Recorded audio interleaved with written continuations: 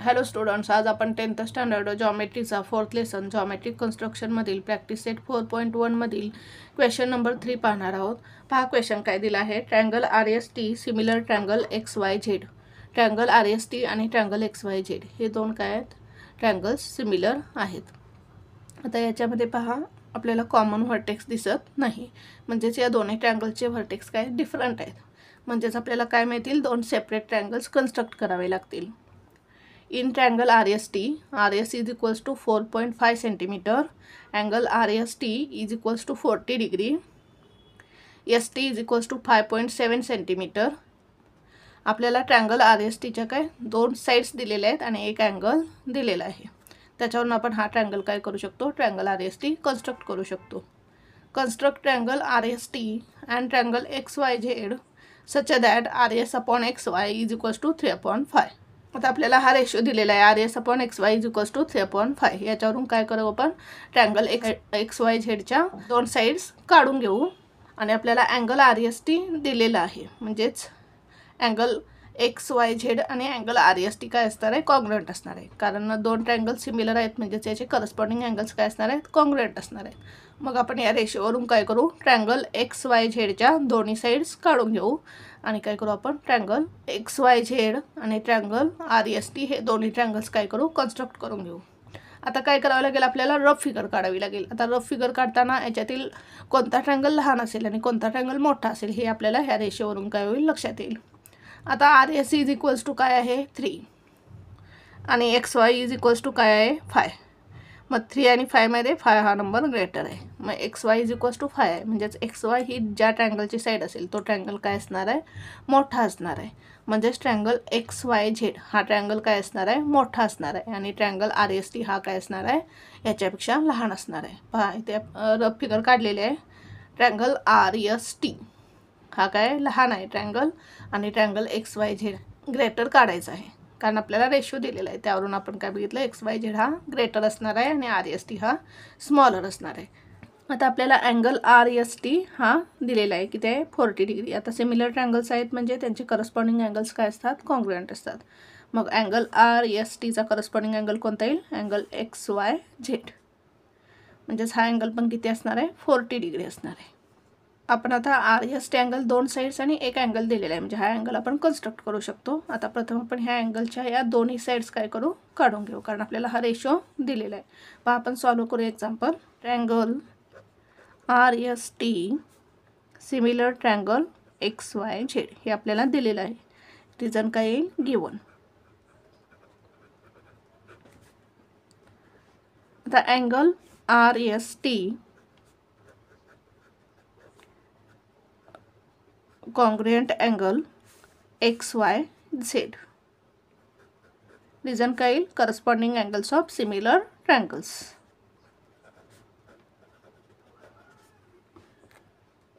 आता angle RST किती आहे, 40 डिग्री आहे.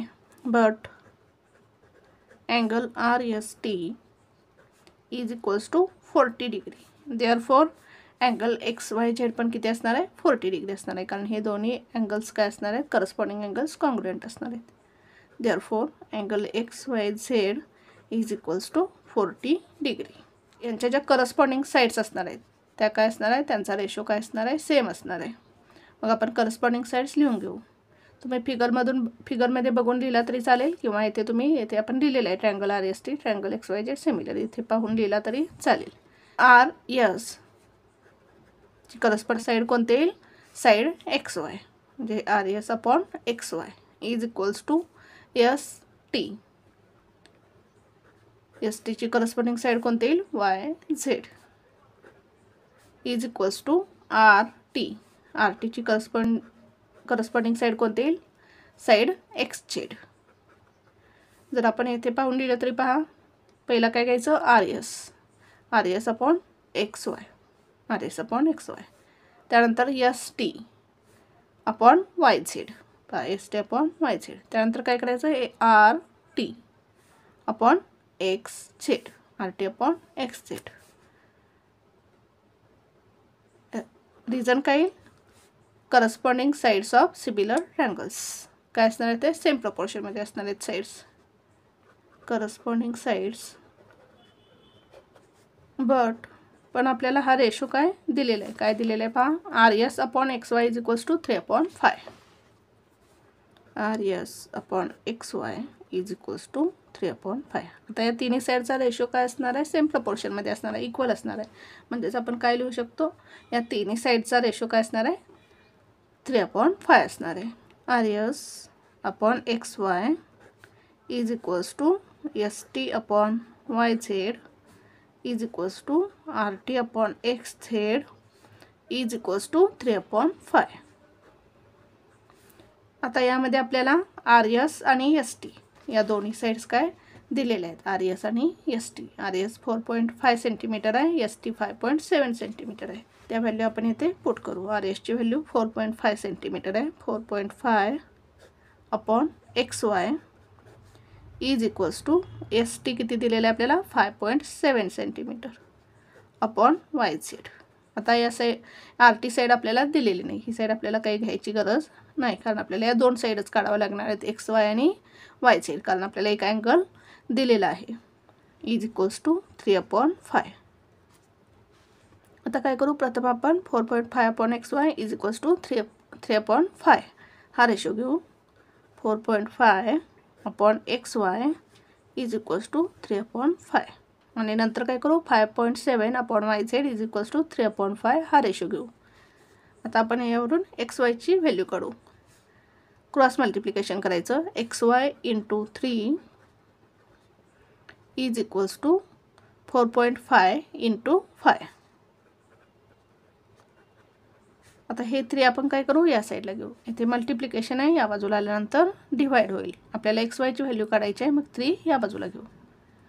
Therefore XY is equals to 4.5 into 5 upon 3 equal 5 5s are 25. Carry over 2 येतील. 5 4s are 20. 20 plus 2 22 म्हणजे 22.5 येईल अपॉन 3. आता 22.5 अपॉन 3 पहा किती येईल. 3 1s are 3. 3 7s are 21 म्हणजे 1 राहिले ते. आता इथे पॉईंट आपण पॉईंट देऊ आणि 3 5s are 15 म्हणजेच किती मिळालं आपल्याला 7.5. XYची व्हॅल्यू मिळाली 7.5. आता आपण हा रेशो घेऊ. 5.7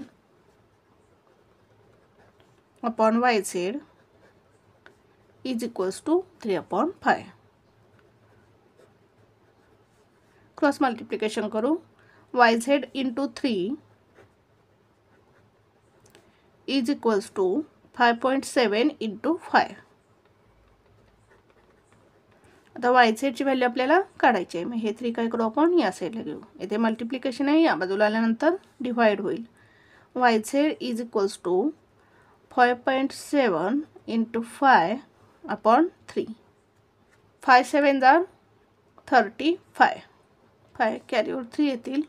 5 5s are 25 प्लस 3 28. पॉईंट काय येईल, एका डिजिट नंतर येईल. राईट साईड करून आपण एका पॉईंट नंतर डिजिट द्यायचा अपॉन 3. भाग घालू आपण.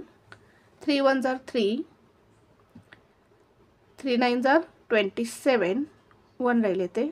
पॉईंट नंतर आपल्याला 1ला भाग जात नाही, पॉईंट नंतरचा नंबर घ्यायला लागला म्हणजे 15 वर ते पॉईंट देऊ आपण. 3 5s are 15 म्हणजेच आपल्याला YZची व्हॅल्यू किती मिळेल, 9.5 सेंटीमीटर. आता आपल्याला ह्या दोन्ही साईड्स मिळालेल्या आहेत आणि एक अँगल आपण काढलेला आहे, अँगल XYZ. मग काय करू आपण आता, दोन्ही अँगल कन्स्ट्रक्ट करून घेऊ. लिहून घेऊ. प्रथम आपण construct triangle RST such that, आपल्याला काय दोन साईड्स आणि एक अँगल दिलेला आहे, लिहून घेऊ आपण. त्यानंतर construct triangle XYZ such that 0.5 centimetre. आता हे दोन्ही ट्रायंगल्स काय करू आपण, कन्स्ट्रक्ट करून घेऊ. प्रथम ट्रायंगल RST घेऊ. आता रफ फिगर पाहायचे आहे आपण. रफ फिगरमध्ये पहा आपण काय घेतलेलं आहे, ST हा आपला बेस आहे, किती आहे 5.7 सेंटीमीटर. आपण काय करू आता, स्केलच्या सहाय्यानं 5.7 सेंटीमीटर एवढं डिस्टन्स घेऊ.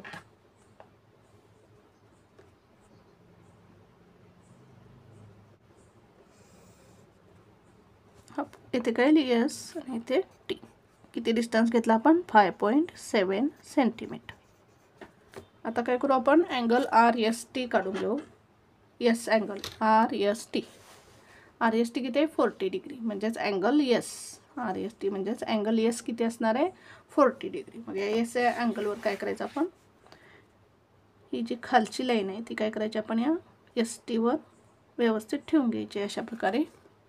आणि जी 90 डिग्रीची लाईन आहे ही काय करायची एस या पॉईंटवर आली पाहिजे. आता 40 डिग्री पहा आपली लाईन राईट साईडला आहे. मग आपण राईट साईडनं काय करायचा 40 डिग्री एवढा अँगल घ्यायचा आहे. 10, 20, 30, 40. इथे 40 डिग्री येईल. तर ह्या पॉईंटमधून काय करू आपण लाईन काढून घेऊ. एस या पॉईंटमधून या 40 डिग्रीचं मार्किंग केलेलं आहे त्यामधून लाईन काढून घेऊ. हा अँगल कितीचा मिळाला आपल्याला 40 डिग्री. RS किती आहे आपलं 4.5 सेंटीमीटर. काय करू आपण आता कंपासमध्ये 4.5 सेंटीमीटर एवढं डिस्टन्स घेऊ. पहा आपण कंपासमध्ये 4.5 सेंटीमीटर एवढं डिस्टन्स घेतलेलं आहे. आता काय करू आपण एस या पॉईंटवर कंपास ठेवून काय करू येते आर्क मारू या लाईनवरती.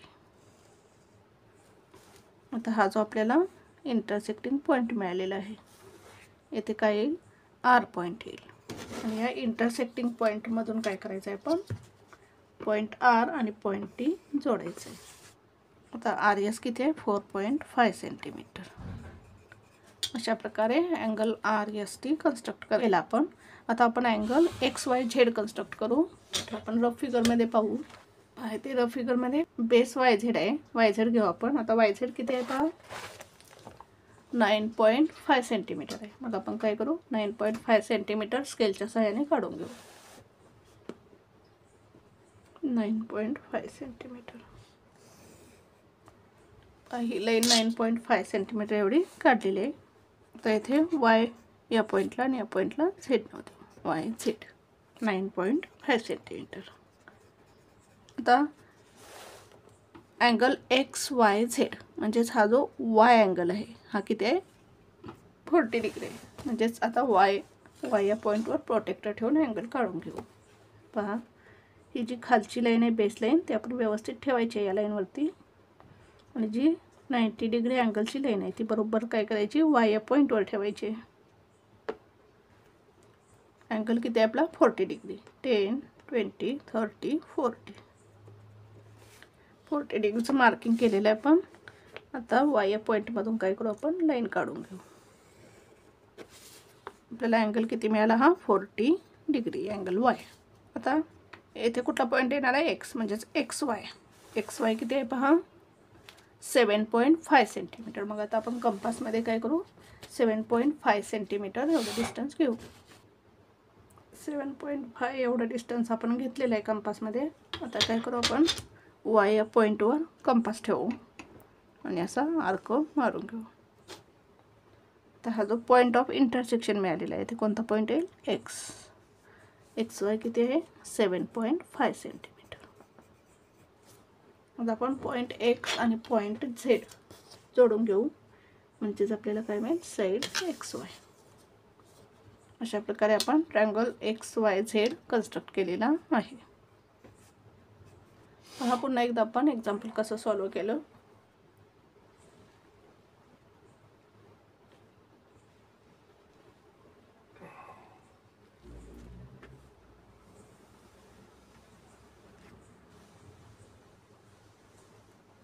Thank you for watching this video. जर तुम्हाला व्हिडिओ आवडला असेल तर व्हिडिओला लाईक करा, कमेंट करा, शेअर करा आणि चॅनलला सबस्क्राईब करा.